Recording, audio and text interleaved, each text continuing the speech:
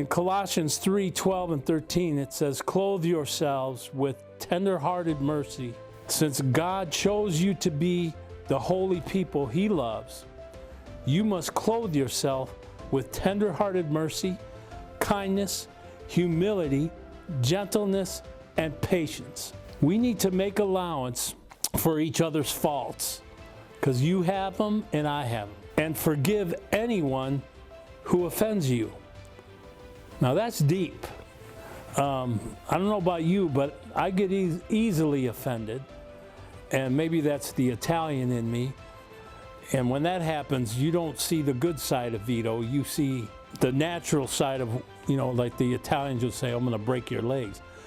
But anyway, there's a quote here I wrote down by Mark Twain, and this was cool. It says, "Clothes make the man. Naked people have little or no influence on society." Oh, that's pretty deep. When you're spiritually naked, you feel the gaze or someone looking at you and the stare of God and others with nowhere to hide. Man, believe me, when you're doing something wrong, there's nowhere to hide. The truth is always going to come forth. And I say to my kids, the truth will set you free.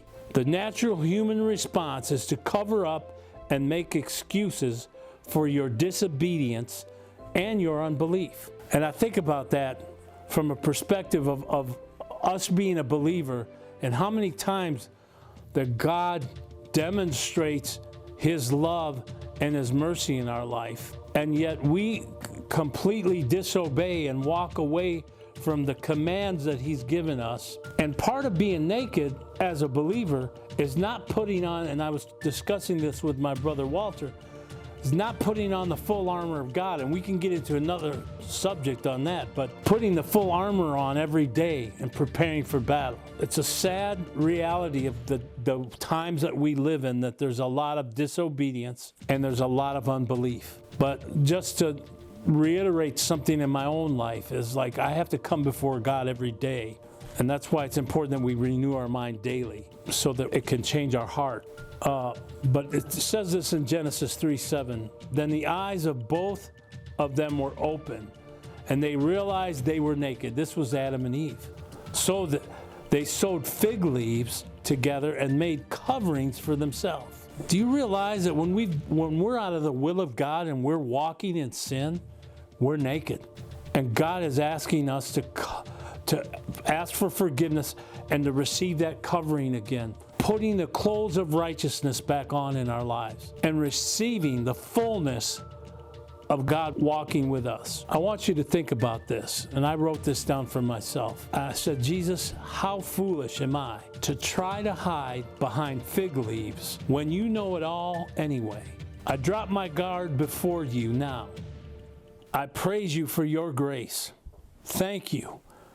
Thank you for fully embracing me just the way I am." If you receive that in your spirit right now, I'm asking you to say that prayer of receiving and embracing of God's love and His forgiveness in your life, because He accepts you and I just the way we are. I hope you have a blessed day. I hope that God is reminding you today to put your clothes on.